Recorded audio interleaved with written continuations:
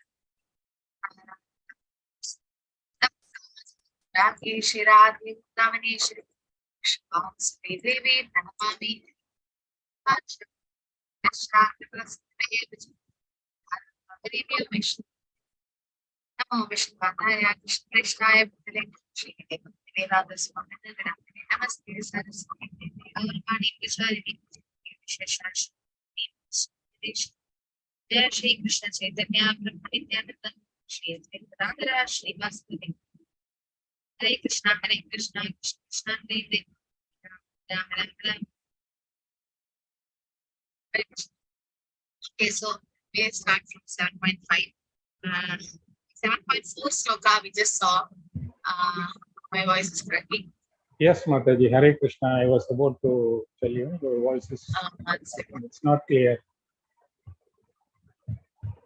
Is it better now, Prabhu? Yeah, it's better, much better, Mataji. Just let me know in case. Yeah, but still, it's not. The flow is not continuous. So there is some sort of a break in between. The network is not stable. Is it okay now? Better? Yeah, better. Yes.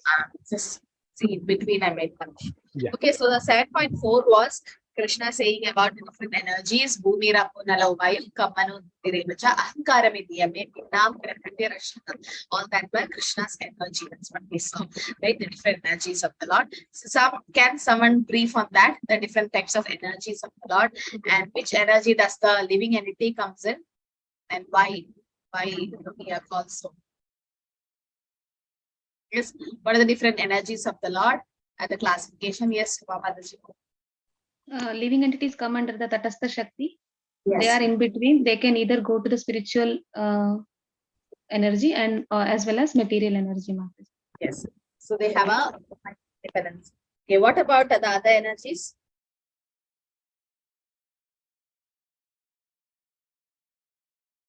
So it is like the jiva sometimes come under the influence of the external energy or sometimes from the spiritual energy. Yes.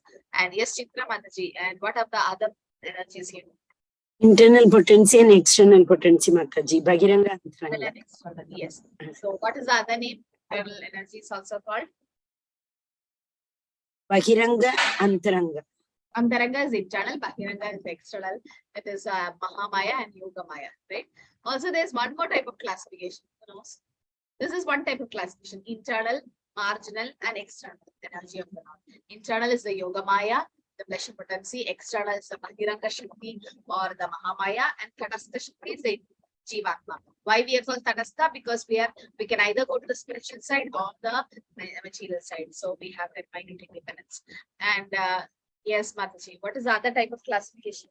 Inferior energy and superior energy. So who's inferior, who's superior? Inferior is material energy and superior energy is Lord's potency, Yogamaya potency. No, the living entity. No. Superior is living entity actually. That classification superior means the living entity. Yes. Okay, now in this sloka again the details is given. Aprayam itastva anyam prakritim niti me padam jivam mahabaho yedam dharyate jagat. Beside these, O mighty armed Arjuna, there is another superior energy of mind which comprises the living entity. See, the superior energy is a living entity of the Lord, okay, who are exploiting the resource of this material, which is inferior energy. So there are different classifications of the energies of the Lord, and one is the internal energy, Antaranga Shakti, internal potency. The external that is Yogamaya. The external energy of the Bhagiranga Shakti is Mahamaya, and Tatastha Shakti, the marginal, is the living entity. That is one type of classification. Another type of classification is this: superior energy, which is the living entities, we jivas, and the inferior energy is the material nature. So the jiva, the superior energy, is exploiting the inferior energy, inferior nature. So that means we are also not a person of that. We are also energy of So living entity belongs to the superior nature or energy of the Lord. And we are exploiting the resources of material inferior nature for different purposes. And quality of the existence is one and the same with the Lord, but not in quantity. That's the achintya peda peda tattvam given by Sri Chaitanya Mahaprabhu. Then simultaneously we are one with the Lord in quality, but different from the Lord in also the Thadastha Shakti means the marginal energy of the Lord. Why we are called so? Why? Because although spiritual and can control the material energy, the Jiva sometimes come under the influence of material energy and sometimes gets conditioned. What is the example which I said last class? How do what is that marginal energy? What example or what analogy can you say that the Jiva belongs to the Tadastha Shakti? Did I say in this class? Yes, Mama, you remember? Mataji, seashore, Mataji, you gave the example of seashore. Yeah, so what happens? The waves which are, either they can go to the seaside also and they can come to the land shore also. So yeah, so that means the small space between the ocean and the land, that place is sometimes wet, sometimes it's dry. Right, so you can see during the high tide or night times or rainy season, the shore where we walk on the beach, that might get wet. It will be wet, but sometimes it's very dry. So, like the marginal Tadastha Shakti, either it can go this side or that side. Right, so that's the example which Srila Prabhupada quoted. So, material nature is the inferior energy. It has 5 gross, that's earth, water, fire, air, ether, and 3 subtle elements, that is mind, intelligence, and force. So as a practical application is to understand God and Jiva are never equal. We should understand that we are just an energy of the Lord and we are very inferior in quality. Jiva being the energy is always under the control of the energetic and has no independent existence. Jiva tends to get influenced by Maya while God never gets so. The Prabhupada also quote from the perfect option of Bhagavad and it acknowledges living entity as mind energies of the Lord. Okay, Maveva Amsha Jiva Lokena. Bhagavad also in this sense. So the real liberation is mainly surrendering by the living entity to God's control. That's part of real happiness.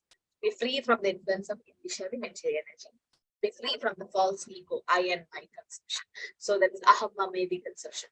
So even also conception of being one with the Lord. That is the Mayavadi conception, right? But that is wrong. So the real happiness or real liberation is what not just after death, not getting birth and cycle. Real mukti means living in this material body, the material world, still liberated from this material consciousness. That means you are fully Krishna conscious, like Srila Prabhupada, your acharyas, they are all liberated souls. Okay, he said, Yasya Harir Dasye Jivan Muktasa Uchchide. Jivan Muktasa Uchchide means Iha Yasya Harir Dasye Manas Karmana Manasa Gira Nikleshapi Avasteshu Jivan Muktasa Uchchide. Jivan Muktasa Uchchide means that person is already liberated who is a Harir Dasya, who is a Dasa of Hari, and Karmana Manasa Gira. He dedicates his mind, words, and things for Krishna's 20 for us. That person is already liberated in the material body. Okay, so that conception of high and minus God. And that's given in the 5th sloka. And the 6th sloka says, Etadiyonini bhutani sarvaniti upadarya aham krishnasya jagata prabhava pralayastada. All created beings have their source in these 2 natures, that is superior and inferior. Of all that is material and all that is spiritual in this world, know for certain I am the origin and the destination. Krishna is the origin of all that is material and spiritual. And he is only the cause of solution. Sarva Karana Karana, right? He is the cause. So I was hearing from Prabhupada's lecture, he says, you have to hear about the Lord from the Lord. Now that's what will happen in the next sloka. Next sloka, Krishna says, nobody is superior to me. Krishna is himself saying, and I was teaching Bhagavad Gita level 1, and then one person asked, is Krishna self-boasting about himself? Krishna, I am like that, I am like this, I am the taste of water, I am the light of sun and Krishna says so many times, aham, aham, mam, right? Mami evam sharanam vraja. Just run only to me. So is Krishna self-boasting? No, Krishna is telling the truth. Why should he self-boast? He's already famous. All fame. That's one of the quality of Bhagavad. He's already famous. Nobody have to make him famous. He's already Bhagavad. He's already famous, right? So he is telling the truth, so that we surrender to him. So here Prabhupada says you have to hear about God from God or his representatives. Okay, so that's very important to know. Again, the voice is not clear. Ganesh Prabhu, just let me know, okay, if it's not clear. Yes, Mataji, it's the voice is very low. That's Low it is. no, yeah. Right. Not like as it used to be. Now it's fine. Okay. Yeah. Hare Krishna. Yes. Hare Krishna. Yeah, so here it is said that Krishna is the source of everything. Like even 10th sloka, Krishna is going to say this. Aham sarvasya prabho matta sarva pravante. Everything emanates from the Lord. So spirit is the cause of matter actually. Krishna is superior to both spirit and matter. Spirit is not created at any certain stage of material development. Everything that exists is the product of matter and spirit. Spirit is the basic field of creation and matter is created by the spirit. Right? And material world is manifested based on the spiritual energy. The child grows to boyhood, then to manhood because of superior energy, that is spirit soul. And similarly, the entire cosmic manifestation developed because of the supreme soul vision. So the superior energy is the soul, and inferior energy is the material nature. And Lord is the cause of everything. Sarva Karana Karana. Spirit and matter are the two energies of the Lord. Therefore, the Lord is the original cause of everything. This is the super soul. And living entity is the cause of big skyscraper buildings and big factories, but he cannot be the cause of big universe. Right? And Prabhupada says, with what are we building big buildings and all? We say this house belongs to me, it's my house. But you are the one who paid for it, and you are the one who actually made all the bricks and everything gets collected, and the workers did it. Right? But who made that bricks? Who made that sand? Who made all these ingredients?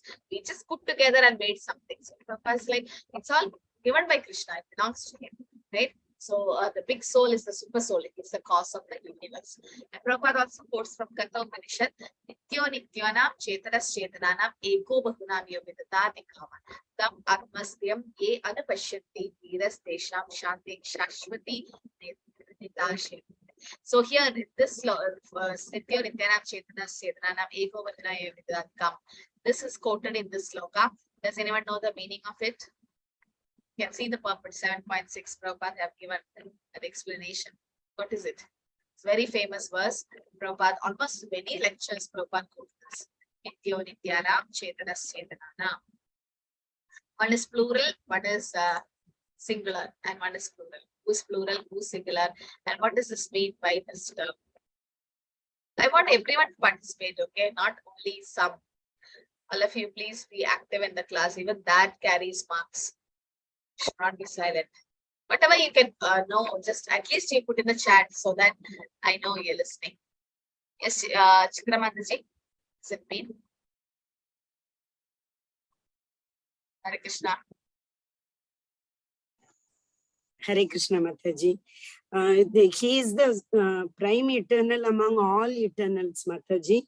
He is the supreme living entity, and he is alone is the cause of. He is alone maintaining all the life on this material. Ego Mahunavya Vidat Kaman. Yes. So Nitya Nityanam. Okay. So one is plural, one is singular. Singular is Krishna, and plural is the living entities. Right? Yes. Supreme is the cause of all cause. Yes. Nitya Nityanam means Krishna is eternal. That's Nitya, one person. And Nityanam means plural is us, the living entity. We are also as spirit, soul, part and parcel of the Lord. We are also eternal. Chetanas Chetananam. We are also living at the conscious. The Lord is also supreme, the super soul and conscious. Eko Bahuna Vyavidatat Kaman. Eko means one person can maintain everyone. One person is maintaining. Yes. Yeah, and for all the super spirit soul, he is the super soul. And Eko Bahunam Vyavidatat Kaman means Krishna alone maintains. Right? Then Prabhupada gives in the lecture, who is maintaining all the elephants in the African forest? Who is maintaining those who have gone to Vrindavan? Okay, it is punishable to feed the monkeys in Vrindavan. Even in the ISKCON Vrindavan temple, it's written like 500 rupees fine or something. Why? Because if you give one banana to one monkey, like so many will come and they'll destroy the whole place. So Prabhupada's like everyone hide everything from the monkeys. Still they are living now. Who's maintaining the monkeys? They grab from you and everything, but who's inspiring them to do that? Krishna is in their heart as Paramatma. And so many ants in the whole of your room, or so many things, animals are not fed. Who's maintaining Krishna? So Prabhupada's like Krishna is Eko Bhaktanamyo Viddhanikaman. He maintains everyone, every living entity. Okay, so here Krishna speaks about himself in 7.7 by saying, Matta Paragaram Nani at Kinjita Steda and Jayamai Sarvamita Protams. Okay, it's a very important sloka to say how Krishna is superior. O conqueror of wealth, Dhananjaya. And Krishna, Arjuna is called Dhananjaya. There is no truth superior to me. Everything rests upon me as pearls are strung from the thread. So can someone explain the meaning of superior? You put in the chat. What do you mean by superior? Krishna says there's no truth superior to me. So what is that meaning? Superior means what? This is what is meant by hearing about God from God. So Krishna is saying there is no truth superior to me. So we should believe it. Now, first, like if you're intelligent, you have to have faith. Paramatma, okay. Superior, the real meaning of superior.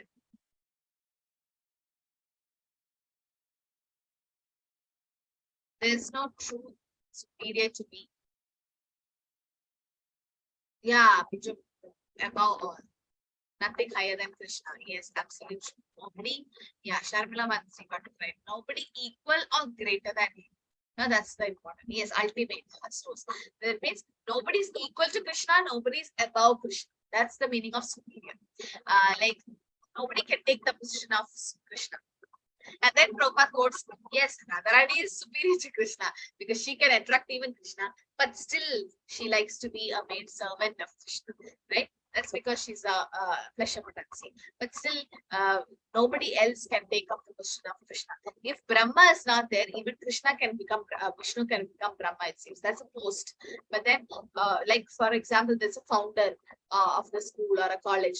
Nobody, if he in his absence might be the other people can take up the charge, but he is superior. This power is superior means nobody is above him or equal to him. And everything is resting on Krishna's pearls are strung on the thread. We can't see the pearls now when it is made a necklace, but then the pearls are staying there because of the thread. We can't see. Similarly, you hold some sand in your hand, it's staying in your hand because you're holding it. The moment you lose it, everything falls. So the whole universe, everything is in place because Krishna is holding it, or the Lord is maintaining it. Supreme truth and personality of Godhead is Krishna. With this verse in Bhagavad Gita, Lord stresses how the supreme absolute truth is a person. He says it's a person.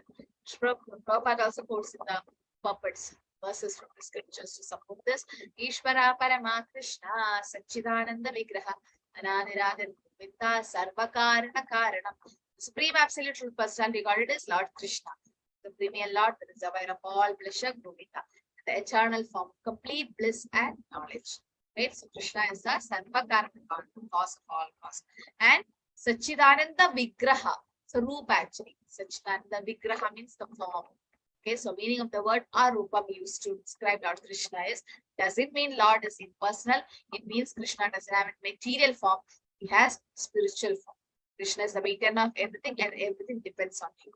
No one can see him, just like no one can see the thread that moves the necklace.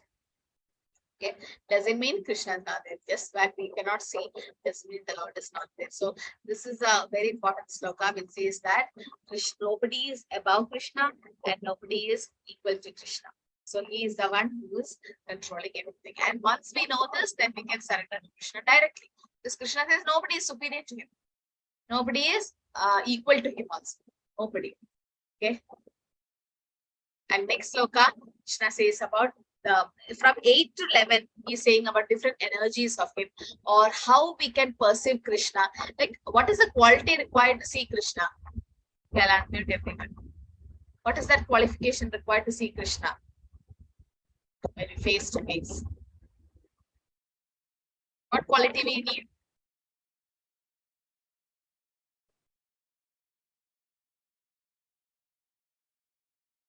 It's my You should voice. have the quality of pure love, Mataji.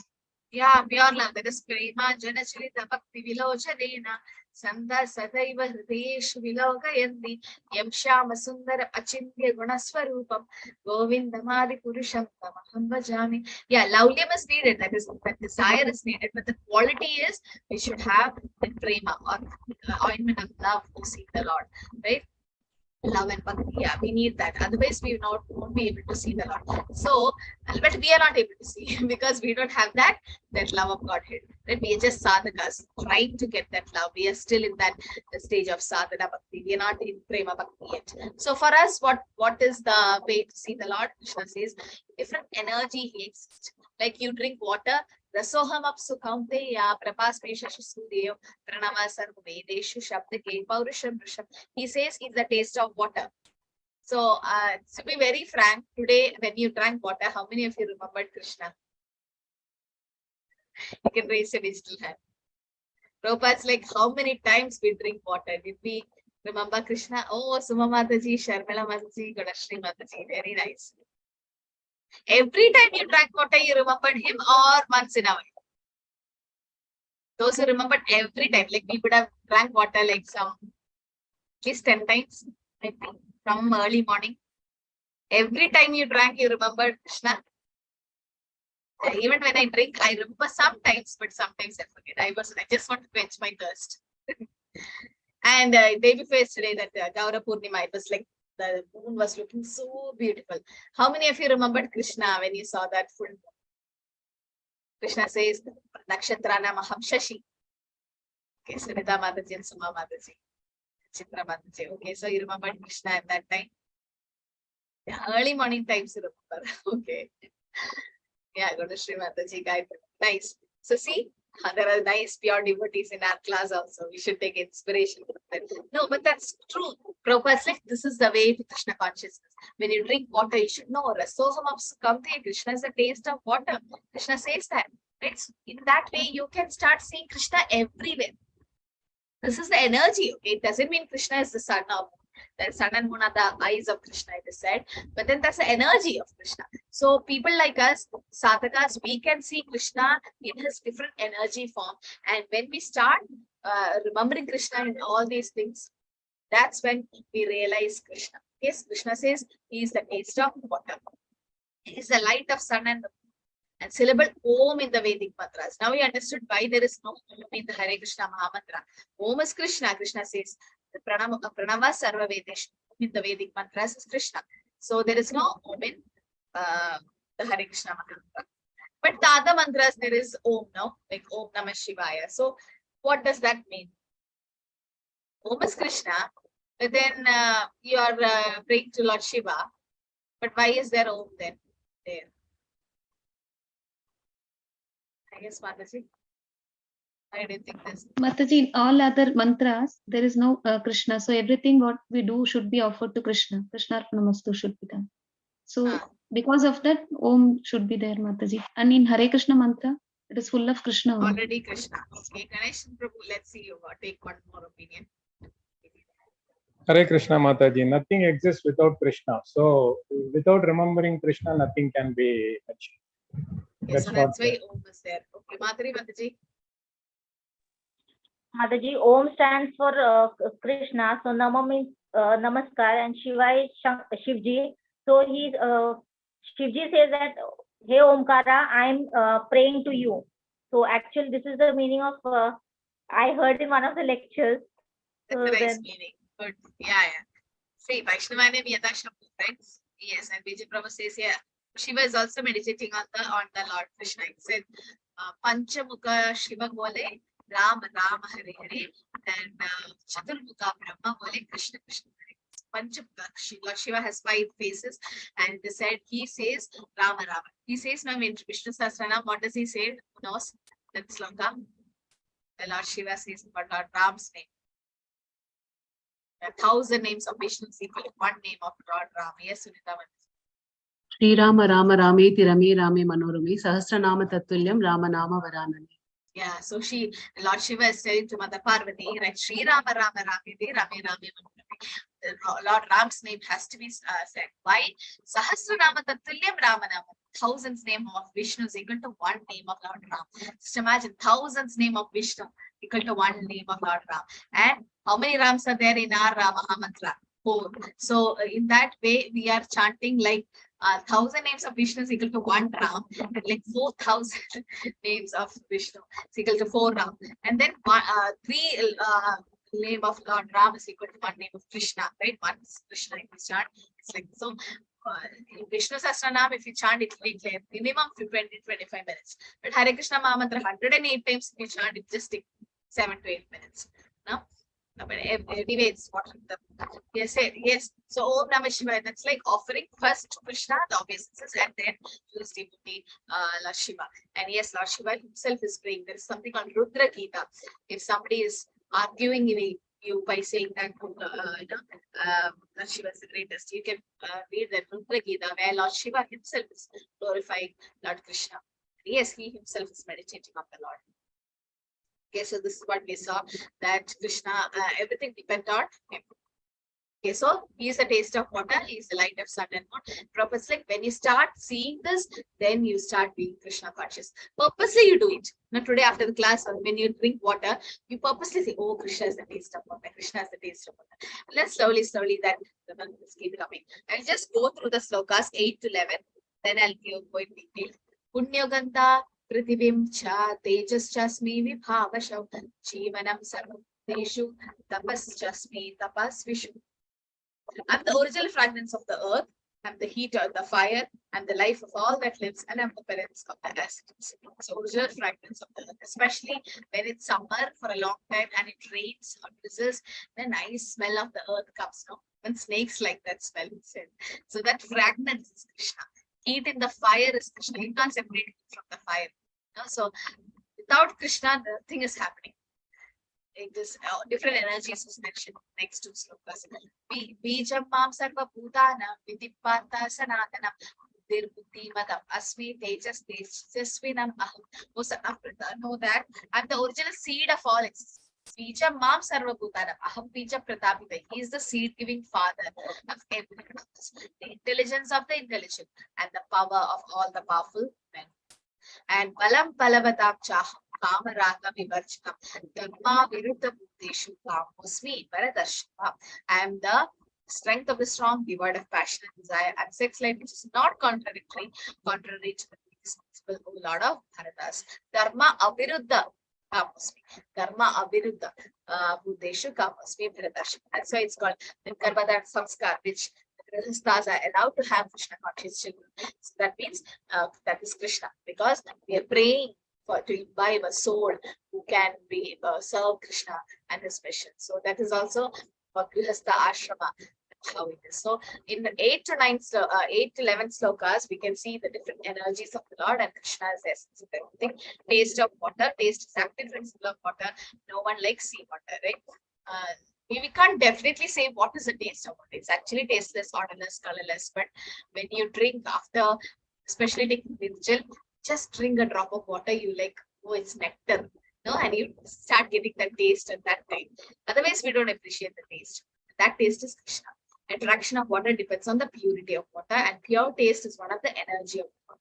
And impersonalists perceive the Lord as the taste. The personalists glorify the Lord for supplying the water. Krishna gave everything. So light of sun and moon, yes, original coming from the Brahmajyoti, right? The impersonal effulgence. In the spiritual world, there is no need of sun and moon, right? Because the effulgence is coming from Krishna. There's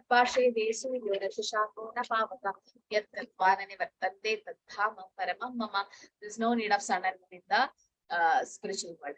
Syllable Om of the Vedic mantras. Om is the transcendental sound at the beginning of every Vedic hymn, and it addresses the Supreme Lord.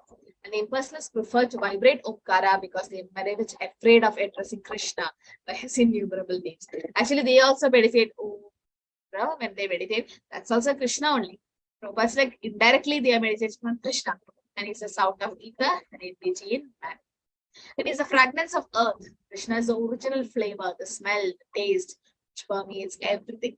Is the heat of fire. Fire in the factory is cooking, even digestive fire. See, digestive fire. So if Krishna is not on strike one day, we don't even have digestion. So much we are dependent on Krishna, but we think we are independent. Now, this is the example is, you've seen some flies in the dog, especially the Pomeranian dogs. They have these flies on the head. So these flies, they are on the head of the dog, but they think the dog doesn't exist. But they live on the dog. Similarly, the persons, Mayavatis, they live because of Krishna, and inside them also Krishna is as Paramatma. Krishna is the digestive fire for them, and still they say the Lord doesn't exist. In atheist, not Mayavatis, atheist. The indigestion is due to low temperature in the belly. Duration of man's life is also due to Krishna. By Krishna's grace, one can prolong or diminish it. Can someone explain this? By Krishna's grace, one can prolong the lifespan. What do you mean by that? But lifespan is fixed now. Like the moment you are born, your expiry date is also stamped. In the sense, Yamaraj decides when you should go when. But then why is it said Krishna's grace, one can prolong the life? This sentence, yeah. What is it meant by that statement?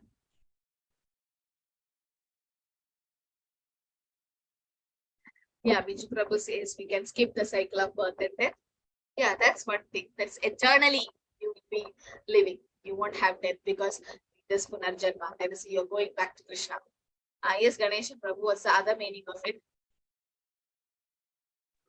Hare Krishna Mataji, because even Yamaraj is under the control of Vishnu. Yes. So if Vishnu thinks, then he can definitely, Vishnu can have a command over his orders also. But the condition is, they should be devotees, right? Yeah. Absolutely. Yeah, they should be definitely devotees. Otherwise, non-devotees, they are just burden for the earth. Yes. So definitely, yeah. So for devotees, so that's why we can pray to Lord Narasimhadev to because Krishna is only time. Follows me. Krishna is time. So Krishna will extend the time for devotee. And it said, I don't remember the verse, but in Bhagavad, with the setting and rising of the sun, the lifespan of a non-devotee is decreasing, but for a devotee, eternally he lives. So for him, it's not a problem. Because whatever devotional service done, it's not lost. Next Janma, you carry it forward. No? So for by Krishna's grace, if Krishna sees that you're very sincerely chanting. I had a friend, she was fighting with cancer. So many surgeries done and chemo, so many things done. I felt very tired. And at that time, online Bhagavad Gita classes came and registered. But somehow I gifted her a Bhagavad Gita. Somehow made her get it. Not gift. I was selling it, and then because I didn't want to give it for free and they won't value it. So I took that money, just saying that, oh, we need money for Annadan and all that. So they were ready to give. But then the book was as it is in her shelf. And I gave like 2-3 years back. But it was as it is. And then this online Bhagavad Gita course came, she registered, not through me, through someone. And then she's like, oh, this is the book that Aishwarya gave me 3 years back. Let me just open it and see. She started reading. And you won't believe, now she's starting 16 rounds and perfectly okay. Yes, the disease, it goes on in another side treatment and everything. But then mentally very happy, otherwise so much frustrated. And her husband tell me that, please tell her to chant Hare Krishna. The day she chants 16 rounds, she is not irritating. She's, now when you undergo chemo and so much mental pressure. But then she want to let it out to someone. But chanting really helped, reading really helped. And now she's praying to Lord Narasimha that, please give me more life so that I can chant, I can read more, and I can, she started reading Bhagavatam. And and Krishna is expanding the life. When doctors are surprised, how come she's living so long? But this is how Krishna's grace, when he can prolong your life. Because now her desire is, before her desire was, oh, I should see my daughter getting married, because daughter is young. And son was about to complete his studies. But that was material desires. But now the desire is spiritual now. And so Lord Narasimha is just, because she has a small photo of Narasimha and always every day pray and chant the holy name. So that definitely is Krishna's grace. Why it's been prolonged. And Krishna's case, it diminishes because somebody is suffering with cancer. Why Krishna has to make them suffer? Every day suffering, no? Again, again, again. So if Krishna is more merciful, Krishna will take them back home, back to Godhead. Because why are they suffering in the material world? Krishna don't want his devotees to suffer. No, Krishna takes them back. That is also one way of seeing it diminishing. So that's also good in one way. That's peacefully they can go back. No? So that's how Krishna's grace works on devotees. And he says he is the parents of aesthetics. His original seed of bija of all existence, source of everything, and seed of 8.4 million species of life. Right? 8.4 million species, Krishna has the bija. Aham bija pratapita. Krishna deposits the soul in the sperm of the father, and then it's pushed to the mother's womb. And the child grows. So it's a Krishna who, and material nature gives you the body based on your karma. Krishna is Pada Brahman, Supreme Spirit. In person, Brahman is situated in the personal aspect. Krishna is the original root of all that exists and is the nature of everything. That's the Shloka which we saw, Nitya Nityanam, Chetanas Chetananam, Eko Bhaktinamyo, Vittadikaman, and he is the intelligence of intelligence. What is the example you remember when you see intelligence of the intelligent? Who was intelligent and who wanted to trick Krishna? Or you remember any pastime? That's it. He was intelligent and Krishna became the intelligence of him. Since Krishna defeated that person with the same intelligence. Yes, Ganesh Prabhu said. Brahma. Yeah, Brahma, yes, because that Brahma Vimohan Leela. One more person. Brahma is also involved in that pastime. Uddhava. Krishna didn't have to defeat Uddhava. This is a demon. Bali Maharaj, yes, to some extent, yes. Duryodhan for the Narayan Sena. That's a nice pastime, yes. Who else tried to trick Brahma, and then he himself got tricked? Who was that? It's a demon. What else clue I'll give? He thought of asking so many wounds, but finally Krishna conquered all that wounds by his intelligence. What is that?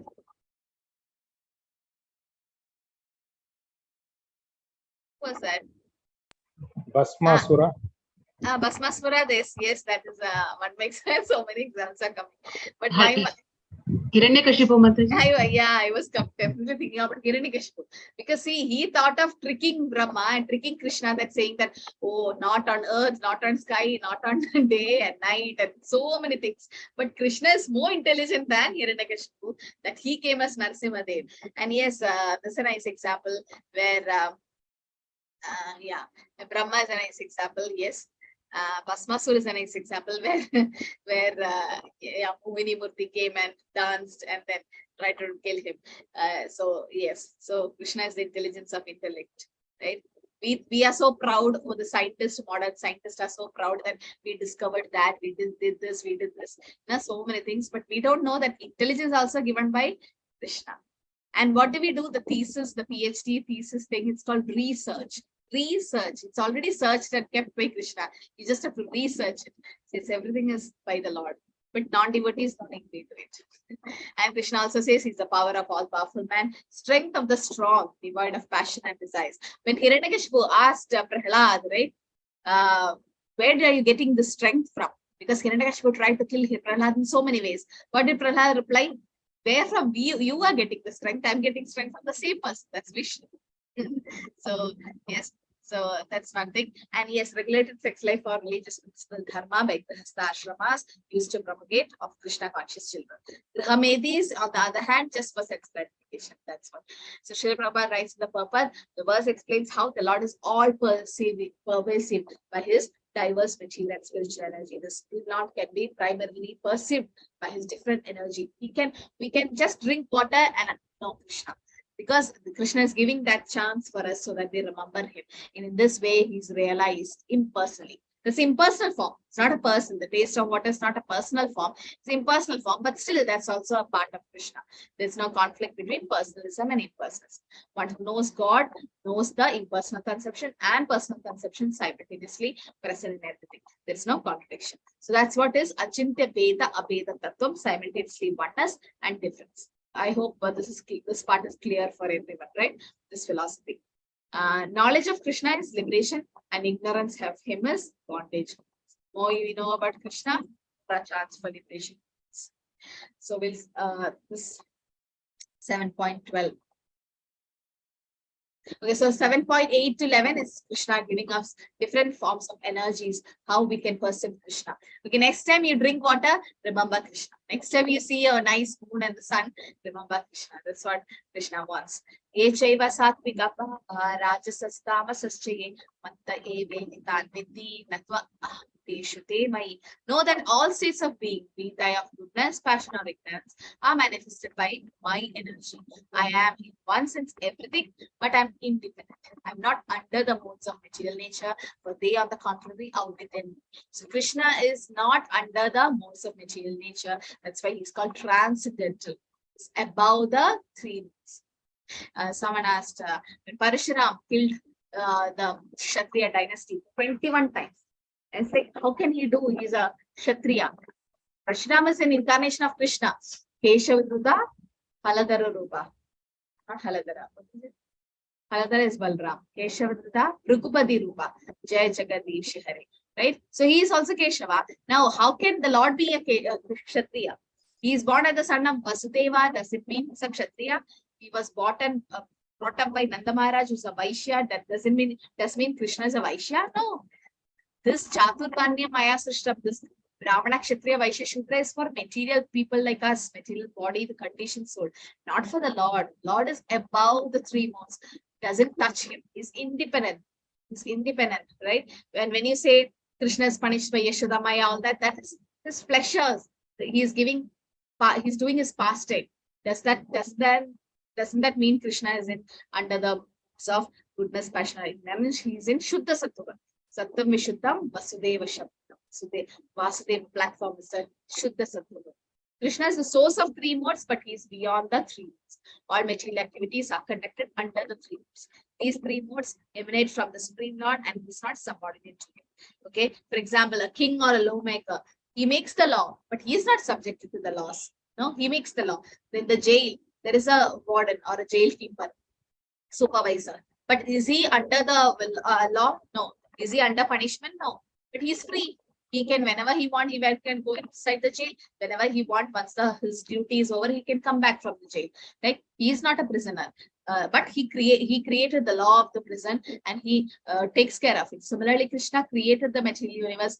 Under Krishna, the three modes work. But Krishna is not under the influence of them. Understanding Krishna as Nirguna, three modes of material nature is gunas, and do not affect Krishna. Okay, this is one of the characteristics of Bhagavad. Can someone explain the Nirguna concept? Krishna is called as Nirguna. Does that mean Krishna doesn't have any guna or qualities? Guna also means quality. One of the meaning of Nirguna is Krishna is not under the control of three gunas. Another meaning of Nirguna is Krishna no quality. But here, does it mean Krishna have no qualities? How do you explain that? Not affected by the three modes. Yes, that is one aspect of Nirguna. Second aspect is Nirguna means without any quality. Guna means quality. And Krishna, but Krishna not affected or bound. Okay, this is another. But how do you say when the Mayavadis say Krishna is Nirguna? Krishna doesn't have any guna or qualities. But he has 64 qualities now. Bhakti Rasamrita says 60 for Vishnu, 64 for Krishna. He has spiritual qualities. Good. Yes, no negative quality in the sense, no material quality. He have spiritual quality. Okay. Similarly, Mayavadi says he's Nirakar, or he doesn't have a form. Yes, he doesn't have a material form. He has a spiritual form. You have to put a comma and say, for Mayavadis are half correct. Yes, Krishna doesn't have a form. The impersonal aspect doesn't have a form. But Krishna's form. Even impersonal form is spiritual, not material. Right? Every form which Krishna takes is spiritual. So in that way, Nirguna and Nirakar comes. Okay, so we go to the breakout room, 10 minutes. Give 3 examples of how Krishna can be perceived through his material and spiritual energy with reference to 7.4 to 12 verses and purpose, and discuss their relevance, personal or preaching application. You have to say how Krishna can be perceived and how it is relevant for your personal or preaching application. I'll just post this question in the chat so that it's easy to. Okay, you can refer to 7.4 to 12. Please all join the breakout room. It's very important. No, don't just be in the main room.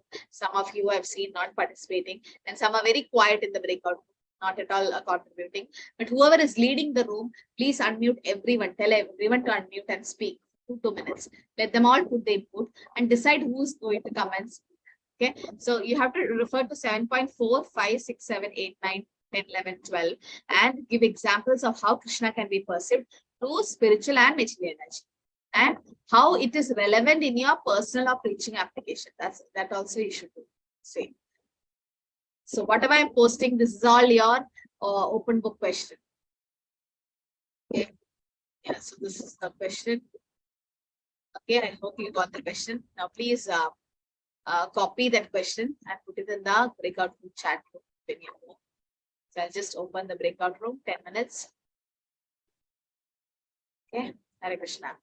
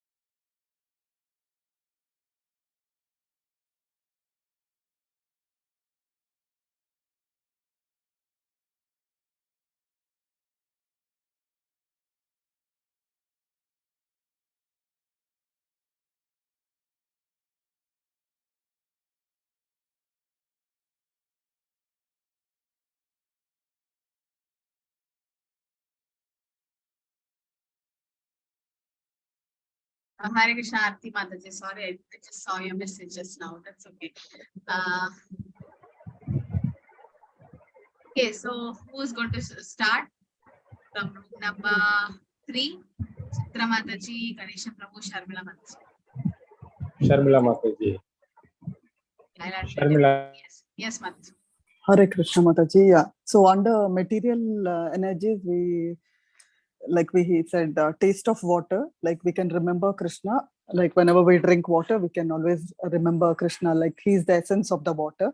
Because like though there is so much water in the ocean, we don't like it because it is salty. So we can always think that he's the taste in the water. And he's a sound of ether. Like even what we are talking or whatever we are chanting and all, or like the sound is heard because of ether, the vacuum. And I'm the heat in the fire. Like whenever we eat food or anything, the food is digested nicely. So we can always think of Krishna. Or while cooking bhoga for Krishna, like we're using the fire which is given by Krishna. And spiritual energies like the Om syllable, like we offer, we can address the Supreme Lord. Like in all the Vedic mantras which we chant, we are addressing the Supreme Lord first. Everything is offered to Krishna first. And he's original seed of everything. And the third is he is the life of all that lives. These three are from the spiritual energy. Like he can diminish our life or he can prolong, as you said, you gave the example. Like it's only related to pure devotees. Like, yeah, he can increase their life or diminish their life. Yes. Hare Krishna. Thank you, Mataji. Hare Krishna. So Vijay Prabhu, you're from which? Number 1. Yeah, you can start. I'm from 1. Yeah, room number 1. Yes. So Hare Krishna. So I was the odd man out, so they picked me to represent. So more or less, we mentioned the same thing. One is about the taste of the water, where there is a differentiation between the sea water and the pure water, and that purity is about Krishna. Then we talked about the smell of the soil, the odor which comes out. That is again because of the presence of Krishna. And the food we take gets digested again because of the fire in the stomach, which again is the form of Krishna, one of the examples. On the spiritual front, what we felt is the bhog and the prasadam, what we take, it gets spiritualized. The body, which is a matter of Panchatantva, can be spiritualized through Krishna consciousness again.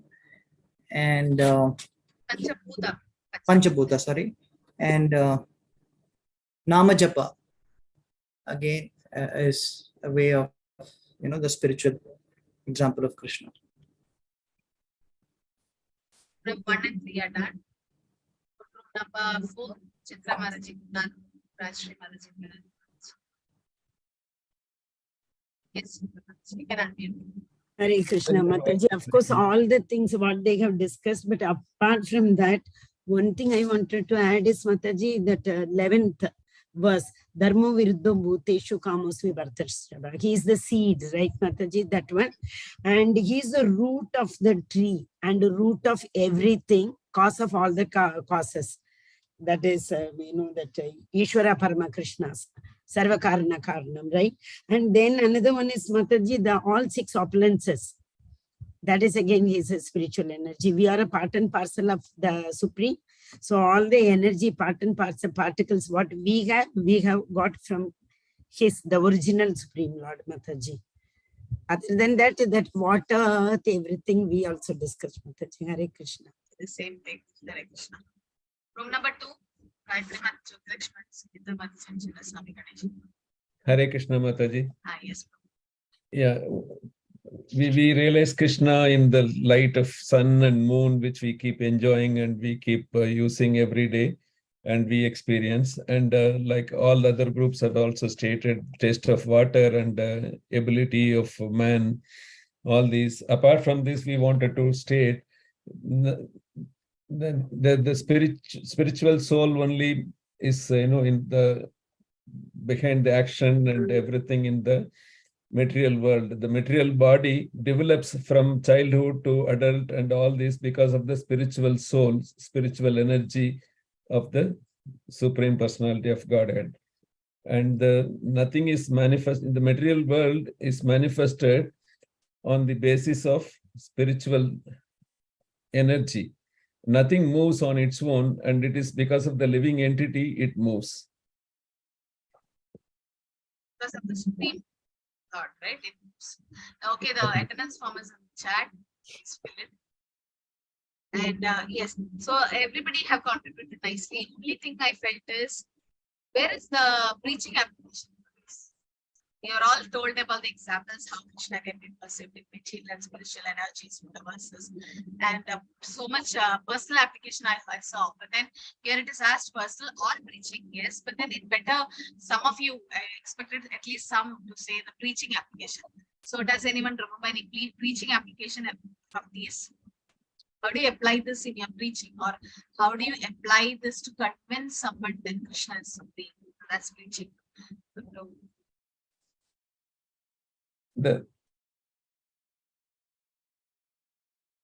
Yes, Prabhu.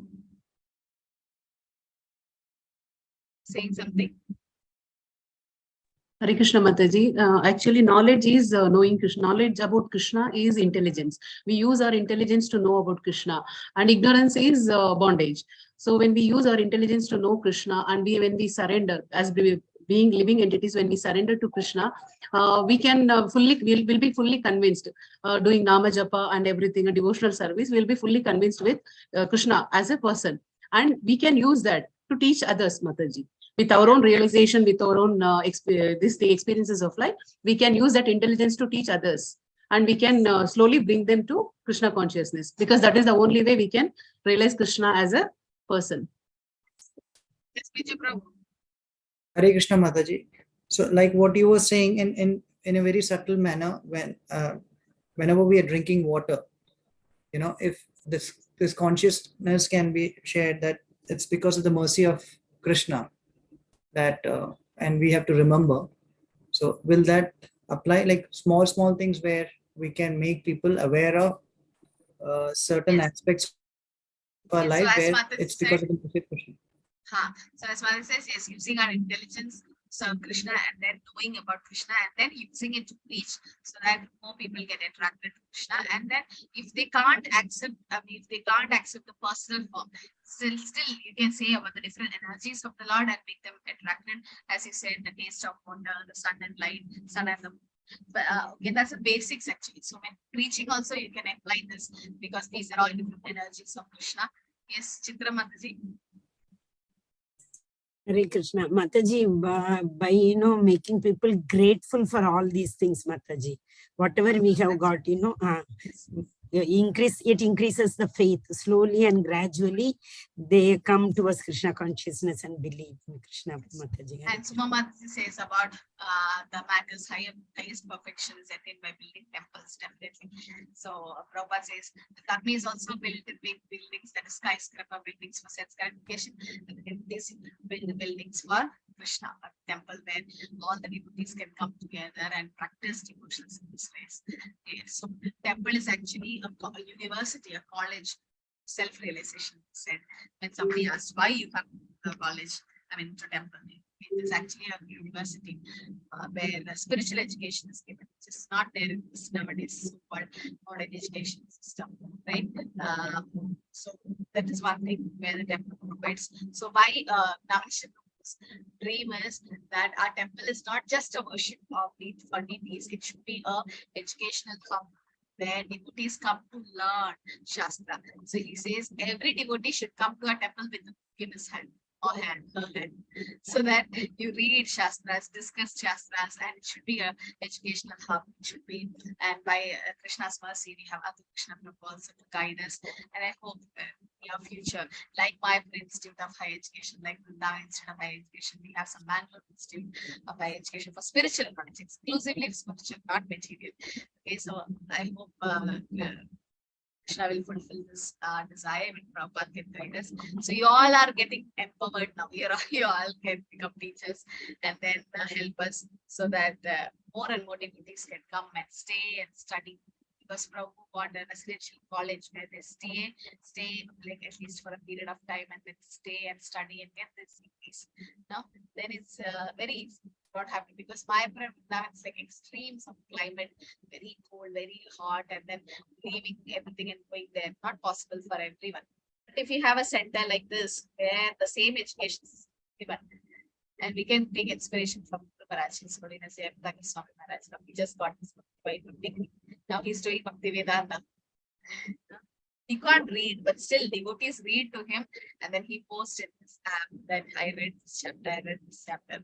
Then we will be so shameful. What are we doing? We have so perfectly everything is okay for with us. And notice he's now by Krishna's mercy, and then still we are not reading. But Guru Maharaj is still reading. Okay, so we should all read and then try to master this. We are using our intelligence to serve Krishna. Krishna says, whoever study this scriptures are also worshipping me by his intelligence. So that's also one thing. Okay, I hope everyone marked the attendance sheet. So we can stop here. I have another class coming up. Okay, done? Any questions or comments, or we can just close? So I hope everyone is studying the slokas. Please don't keep at the end. Yes, Suvita Mataji. Hare Krishna Mataji. Then why we say Mataji, we use Om in every mantras, Yeah. but why we use Om Namo Bhagavate Vasudevaya, Om Namo Narayanaya?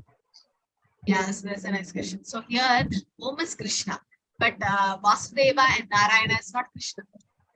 They're expansion, right? So you know about the different levels, like how Vasudeva Krishna is what Vasudeva is 400. Vasudeva is a 400, but original Krishna is Nanda Maharaj Krishna. So in a minute way to understand, or the detailed way is that Om is Krishna, Krishna says, and others are expansion of Krishna. Narayana is expansion of Krishna, and Vasudeva is expansion. So we know how Narayana lies on the ocean, and because he's Ayana, someone to rest. And Vasudeva is also an expansion of the Lord. So first we go offer our obeisance to the Supreme Lord, that's Krishna, then his expansion. Okay. Thank you. So even there's a sloka, right? Om Namo Vasudeva Aniruddhaya Sankarshnaya. So even there's Om. So all these are expansion. Thank you, Mataji. But in Hare Krishna Mahamantra, there's no Om, because everything is Krishna. Krishna, Rama, Hare. Hare is also internal potency of the Lord Radharani. Okay. Hare Krishna, everyone. Thank you for joining. Hare Krishna. Hare Mataji. Krishna, Hare Krishna, Hare Mataji. Krishna. Mataji. Krishna Mataji. Jai Guru Krishna.